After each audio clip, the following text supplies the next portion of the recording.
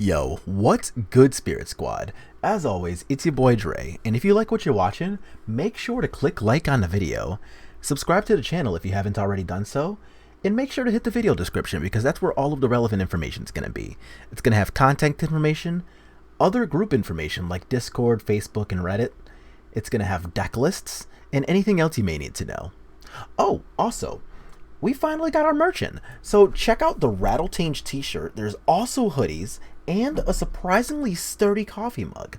But now that we're done shilling for the day, let's get right into some more spooky content. So, as we left off last time, the topic of today is going to be playing Spectral Adversary in a few different spirits lists. And today we've drawn up two lists, both of which have 4 copies of Spectral Adversary, so that we can go ahead, test it out, play some games with it, and really just kind of see how we like it. The first list that we'll go over is what I think is going to be the most obvious one, and that's going to be Mono Blue Snow Spirits. In this, we're just going to go ahead and do it like this so that we can see both the main deck and the sideboard. And here we've got all of our usual suspects. We've got Spectral Sailor, Ascendant Spirits, Rattlechains, Supreme Phantom, Brazen Bowers, and the key here for Spectral Adversary is actually nothing to do with its 1 and a blue kicker cost. It's really just another instant speed threat that allows you to leave up mana for all kinds of stuff. So here we can just play Spectral Adversary as a 2/1 flash flyer. And in a deck like Mono Blue that always wants to be responsive, that's kind of good enough. That's basically exactly what we asked for here. But this gives us so many more options on turn 2 and going forward than anything that would be sorcery speed would otherwise be. So like we can leave up 2 mana for Ascendant Spirit, we can leave up 2 mana for Lofty Denial, we have access to Spell Pierce and UC a Guard Approach, we have Rattlechains to protect something or just be a threat, and now we have Spectral Adversary to just be a threat. This makes it so that the only sorcery speed cards in the entire deck either cost 1, like Ascendant Spirit, Curiosity, and Curious Obsession, or are named Supreme Phantom, and this card's just so good that you would never cut it, even though it's sorcery speed. So you get to play this entire deck at instant speed. It feels really good, and that's why we're playing 4x Brazen Bower instead of something else that costs 3, or honestly is even potentially better, and a Spirit, but not instant speed. So you'll see that this list doesn't have any Patrician Geists, it doesn't have any Shacklegeists, or anything else that's not playing at instant speed, because while those cards are both pretty good, they don't actually do what this specific list is trying to do, and that's going to be playing everything at instant speed. To that end, we're also playing a bunch of instant speed stuff in our sideboard, like Mystic Subdual is going to be our removal spell of choice instead of something like Bind the Monster that is not bad, but it isn't instant speed, so like it doesn't really give us the same potential for casting counter spells and pumping our Ascendant Spirits. So that's going to be our first list that Spectral Adversary is going to be a 4x in. The other list, and I think the one I might like a little more, is going to be blue-white. And here I've taken a couple of liberties with this list. Here we've got a lot of the same usual suspects, where we got Rattlechains, Spectral Adversary as a 4x again, Spectral Sailor, Supreme Phantom, except we get to play white cards, and I think this does a lot of good for us. We get to play 4x Watcher of the Spheres, which just makes our entire deck better anyway, but also it lets you use Adversary plus its kicker ability at just 3 mana instead of 4, and I think that's a really big deal, because now you can go turn 1 Spectral Sailor or Spell Pierce, turn 2 Watcher of the Spheres, turn 3, you know, the world is kind of your oyster. You can Spectral Adversary and kick it, you can play Counterspell plus any of your 2-drops, you can play either of your 3-drops here and leave up, you see a Guard Approach or Spell Pierce or even a Rattlechains. There's a lot of potential that you can do once you get to untap with Watcher of the Sphere. So I like this card a lot, and I think Watcher, even more than something like Empyrean Eagle, is a great reason to want to splash white in your Spirits deck. But Empyrean Eagle is another Lord, so I'm playing 3 copies of this. I think Empyrean Eagle is still going to be better than Patrician Geist for us, because Patrician Geist, the fact that it has the extra graveyard text, that's just kind of like flavor text for us. We do not give a shit about the graveyard.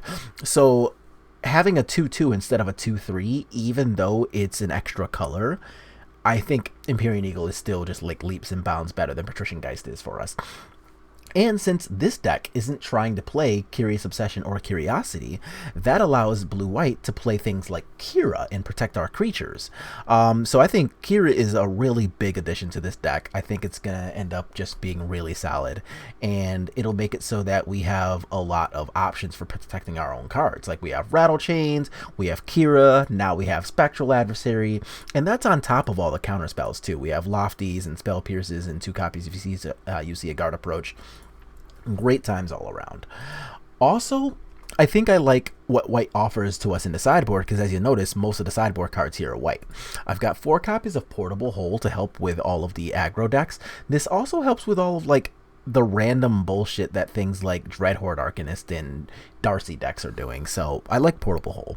We've got 3 copies of Dovin's Veto, 2 copies of Mystical Dispute, and I think I'm not that high on Mystical Dispute in specifically this format, because even though there are some very good blue-based decks, I think overall the historic format is less blue than something like Pioneer, where Mystical Dispute is actually amazing.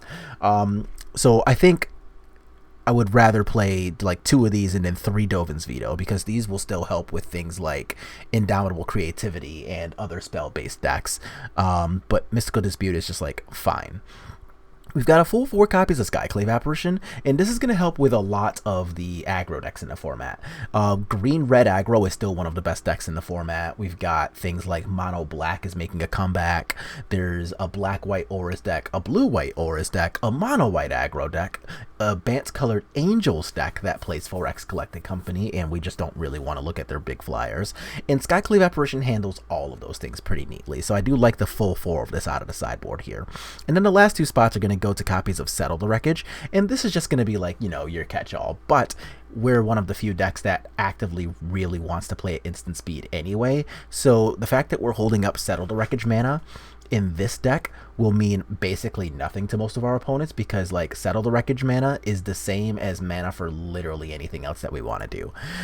So we're going to go ahead and jam some games with this list and see exactly how the Spectral Adversary performs.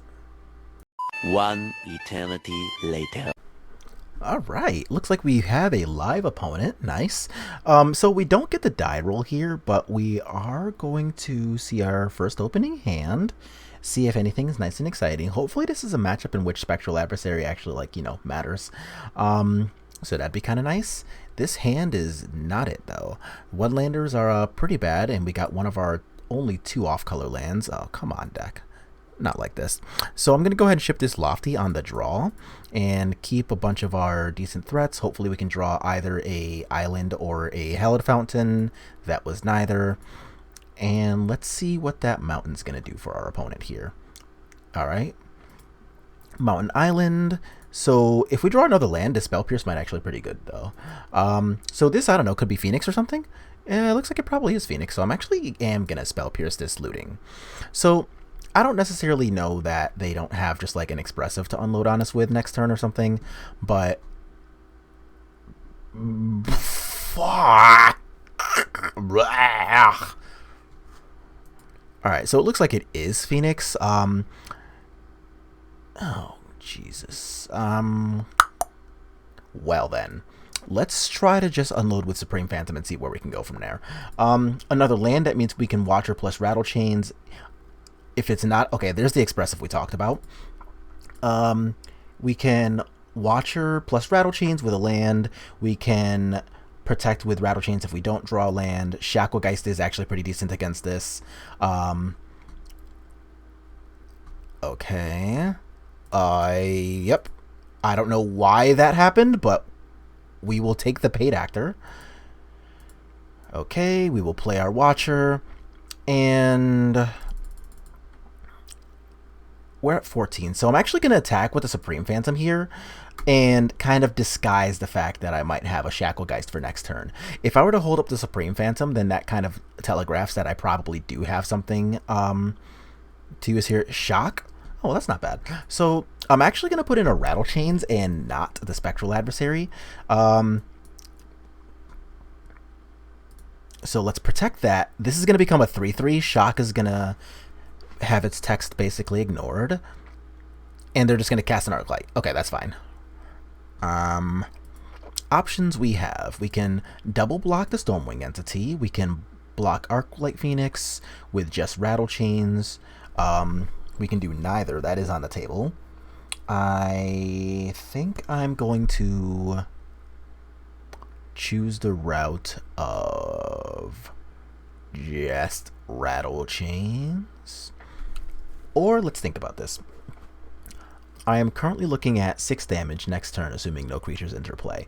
I can attack them down to 13. I go down to 7 this turn, untap, and that's no good. So let's just do this.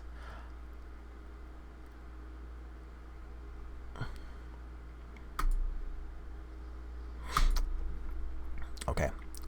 That's not bad, actually. So I am going to play just Shacklegeist.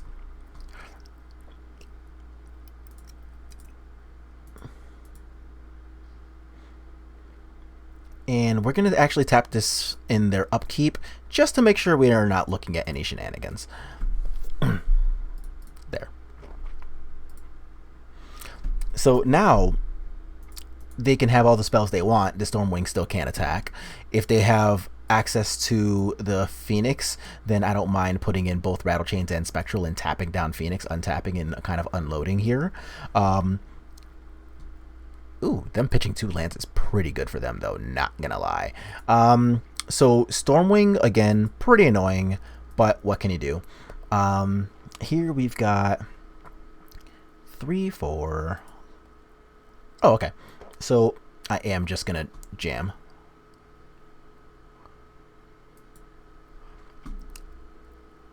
I don't know, I'll give that protection, I guess. Shacklegeist will tap this one down. Untap, and oh man, we wanted one more land there, but I'm still gonna cast it. So how much damage is this? I haven't even counted. 1, 2, 3, 16, 18. Sick life. Let's go. Hadouken. All right. That was sweet.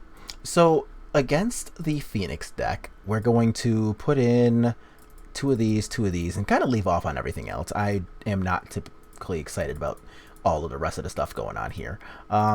Actually, I would rather... No, what am I doing? I would rather have Lofty and Mystical Dispute than any number of Spell Pierces here. Because in this format, unlike Modern, there's no, like, free spells, there's no Manamorphose or anything like that. So the earliest Stormwing entity can ever come down in this format is gonna be turn 3. That means that our Lofty Denials actually can counter Stormwing entities. So in a format like Modern, where you have spells like, you know, like Gut Shot, Mutagenic Growth, Manamorphose, all the things that enable you to play the Stormwings on turn 2, those are going to make it so that, you know, a 2-mana spell like Lofty Denial never does anything about Stormwing. But in this format, there are no free spells, so Stormwing always has to wait until turn 3, turning our 2-mana counter spells on. So I'm going to leave in 3 of these. But Mystical Dispute, really good. You see, a Guard Approach is still going to be pretty fantastic because they're still going to be playing spells like a Braid, they're going to be playing spells like Lightning Axe, all kinds of stuff to try to get our creatures off the table. So I do really love this. Unfortunately for us, Spell Pierce doesn't really have too much text outside of dealing with like their bigger card advantage spells like Expressive Iteration, Finale of Promise, stuff like that. And I don't really know that I have problems with stuff like that, so I'm good here. This hand's okay. It's not great.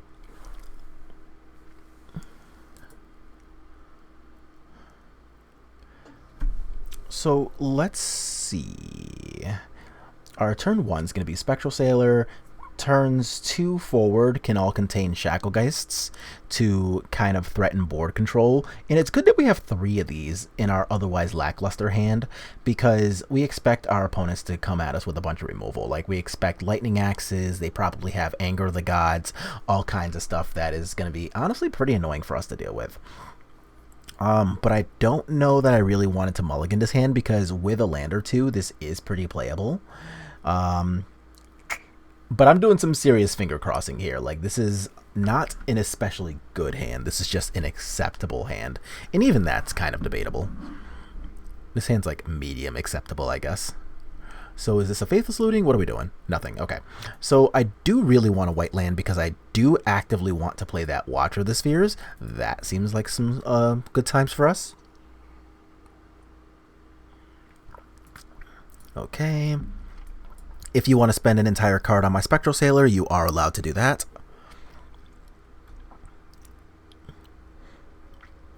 We are not using a spell. Okay.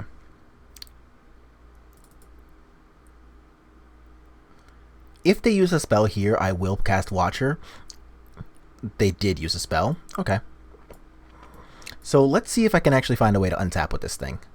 I very highly doubt it, if I'm being honest, but it's not worth a shot. Okay. Yep. So, do I block a 2/2 Sprite Dragon?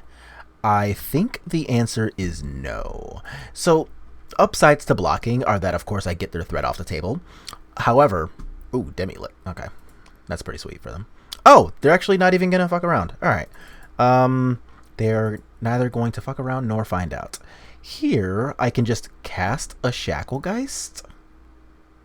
Yeah, that's fine. Cast Skyclave, make Watcher a 3/3. Go ahead and attack. I'll take their attack on the way back. That's whatever. And I've got a Lofty Denial to protect against things like Anger of the Gods. Next turn, Supreme Phantom's pretty sick. And I'm not going to say I think we can unload here, but I think it's a okay look so far. Unholy Heat. Do I care about Unholy Heat?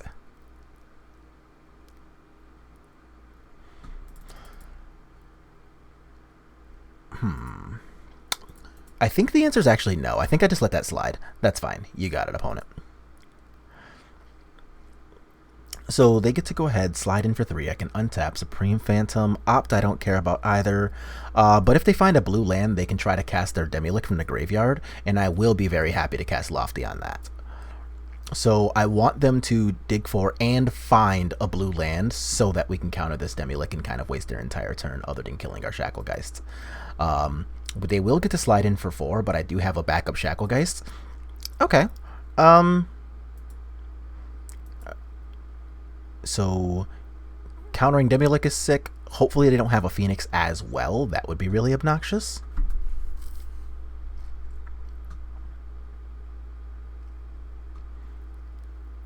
Good, no Phoenix, but there's their finale. Okay, so they're valuing this Demi-Lick even higher than a finale, which is actually good for us. So, are they casting it? Okay, they're paying a cost, so they're casting their Demi-Lick. Fine by us. Hello, please fuck off. Oh, they shipped a Faithless Looting instead of getting rid of this finale too. All right. Well, here's this.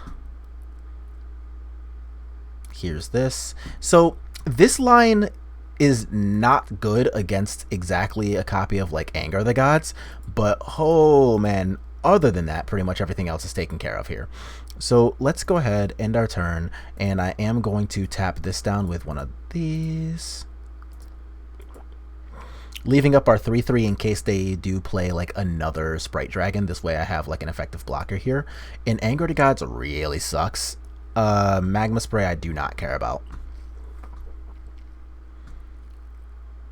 Chart, of course, is pretty good. Do they have another land?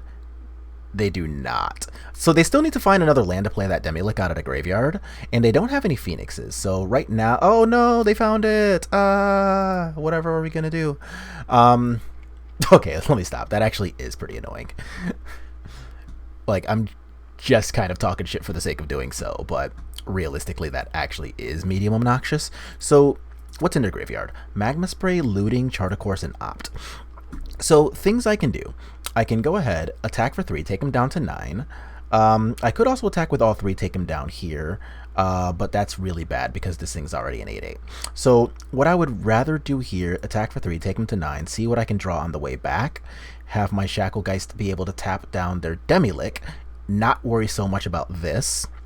Blech.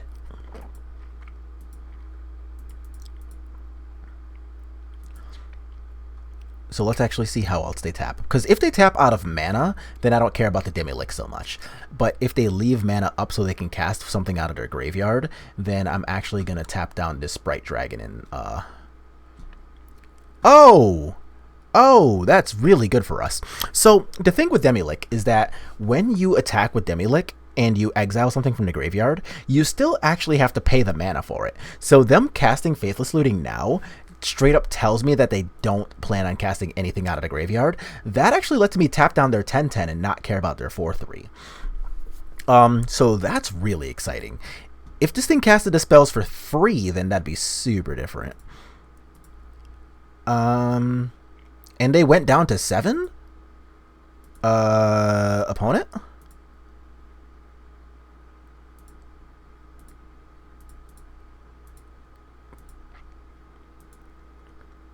So they only casted 2 spells. So they don't get to revive this. I have 7 on the board. I think that was a little bit paid actor, but, you know, the deck's doing the thing. So let's go Spirits. Alright, so this round it looks like we are going to be on the play against Mr. Goodbye. That's a sweet username. So I am going to keep this. 4 lands, 3 spells, 1 drop, 2 drop, good 2 drop. So that's exciting. And let's ship here. We get to play Spectral Sailor, untap, hopefully Watcher, against a Sacrifice deck. Blech. So this is really annoying. In absolutely no nice words, fuck this deck. So the problem with fighting against this deck is that the -1, -2 spell can just kill Watcher. So that's annoying. And they also could, in theory, have a bunch of other spells too, like Fatal Pushes and whatnot. So Twitch can learn, sure thing. Oh, Akira. Does Kira do anything for me here?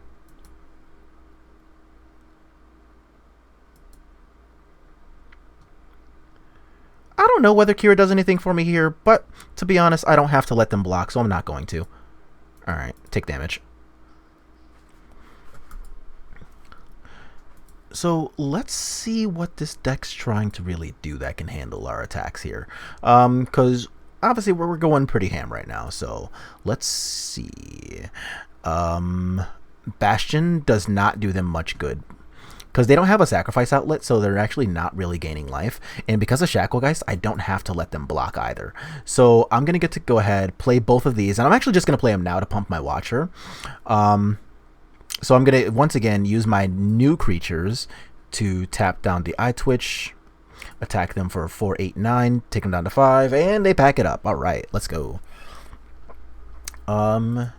Nice life us. So here I've got a lot of things that I actually do want to play against them. I want to take out the Spell Pierces. Do you see a guard approach? I want to put in things like Portable Hole. Lofties are like very medium here. Skyclaves are not medium though. Skyclaves are pretty damn good. And this last spot here that is a Lofty can also be something else. Let's see. You help against Bastion and Davriel's Withering. You don't really have much text unless they side into a bunch of removal. You're okay at best. I guess I'm going to put 1 Spell Pierce back in, because I really just don't want Lofty against this deck. So I think I'm going to go ahead and do it like this. Yeah, alright, cool. So now we've got effectively the same deck, but now we have like a shit ton of removal instead of counter spells. So that'll be able to handle their lovely nefarious plans. Portable Hole's really going to help if they start trying to do things like, what, Priest of the Forgotten Lore or Forgotten Gods. And this hand's not bad. So we've got Spectral Sailor, we've got Shacklegeists, we've got a Spectral Adversary too. So lots and lots of stuff to do here. Thanks to the Spectral Adversary being in hand too, we'll actually be able to hold up Spell Pierce mana for basically the entire rest of this game. Yeah, we're definitely doing nothing about that. You can have that, opponent. Okay, so we're gonna do this. They do have the ability to just like hit us with a removal spell. That's honestly kind of whatever if that is the plan. And this Hengegate Pathway, if I don't draw another land, is going to come in as a blue land so I can have both Spectral and Spell Pierce up. Looks like that is the plan. So let's go ahead and attack.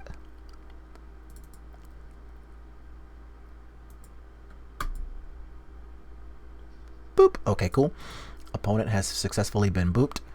And they're doing nothing with their turn 2. I like that. Okay.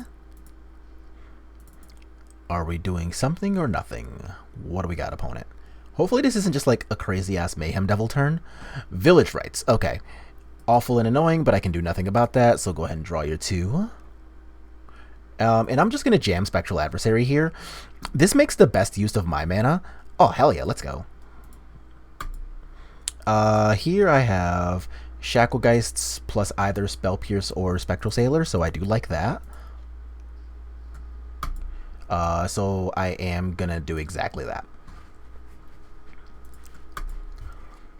So this isn't even bad though. Like if they have just like one creature like a Mayhem Devil, then that is still bad because Mayhem Devil sucks for this deck. Oh, that's less good. Alright. This card is fucking wild.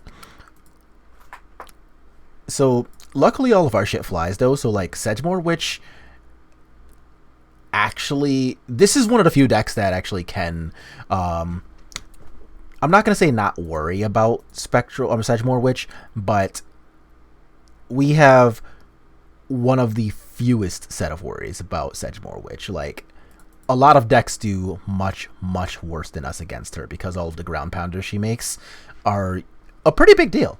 But luckily, ground pounders are something that we are pretty good against. So, meh. And of note, Shacklegeist does suck against Sedgemoor Witch though, because like, A, they can't block. She's got Menace anyway, but also the ward of pay 3 life means that it's actually pretty what? Wow. Okay, resolves. So I was going to say that the ward is really annoying on her because it's not necessarily the best plan for us to be able to... Oh, sick. To be able to pay the tax. So 3 life is kind of a lot to ask, but you see, like, they spend a lot of turns just kind of like dirtling around, and you know, you can't really afford to like skip turns against us when we're always holding up interaction. Like we had counterspell mana up the whole time.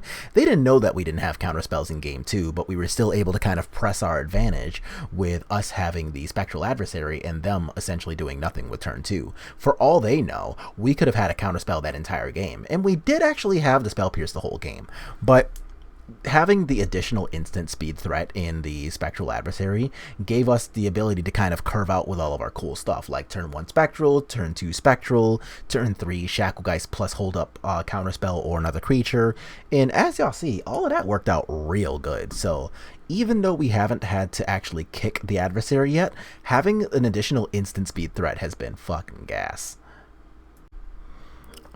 Alright, last round of the day here, and it looks like we actually get to play first again, which is sick. So we don't have a white mana, which actually does kind of suck, but we do have on the play 1 drop, 2 drop, hold up Spell Pierce.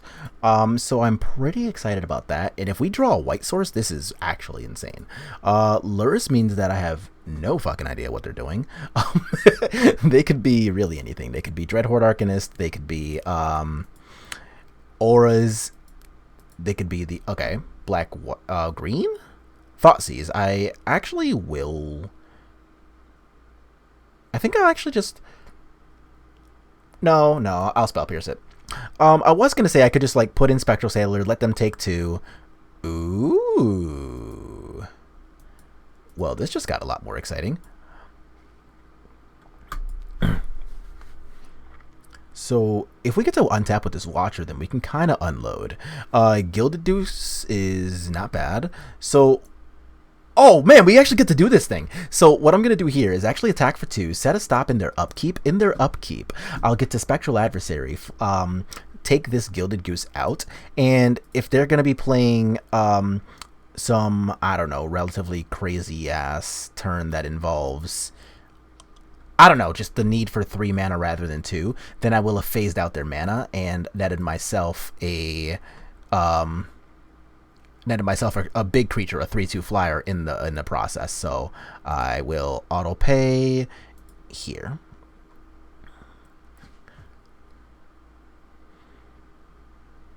And I could have actually done the food token rather than the goose, but like these decks could also just have additional ways to make food, like cat oven and whatnot.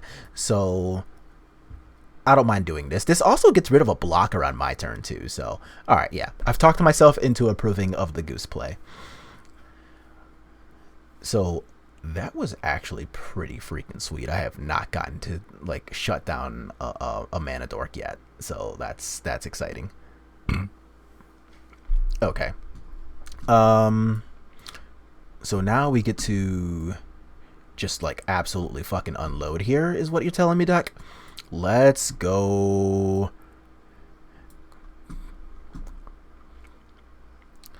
Take 10.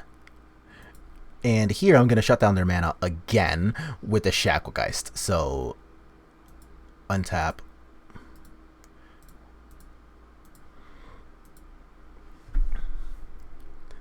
Okay, so they got stuck on 1 land, it turns out. So that's unfortunately a little annoying, but realistically, they probably could have played a decent amount of Magic as a Lurrus deck if they had been able to use any of their mana, just like on turn 2 / going forward. So that was awesome. Here we're gonna do a lot of the same that we just got done doing against the other deck here. I'm gonna keep in 1 Lofty rather than 1 Spell Pierce this time. So I think the portable holes and the Skyclave Apparitions are going to have a lot of text, especially against a deck that's playing Lurrus. So this is going to be not even like a Collected Company Abzan list. This is just going to be like, I assume anyway, like probably a random sacrifice deck with the squirrel that we just saw, the Ravenous Squirrel. I assume they have Vesperlark plus Davriel's Withering as like a Splinter Twin situation. I assume they also have like, you know, Coco's into Cruel Celebrants. Actual Blood Artist is in this format, so there's probably just like a whole bunch of like random stuff like that. And then the squirrel is probably just powering out with things like, say, Village Rites and whatnot. So I do like the ability for us to have things like the portable holes to shut down the Cruel Celebrants that stops the deck from being able to combo. Yeah, I like the Skyclave Apparition that gets all of their creatures off the table.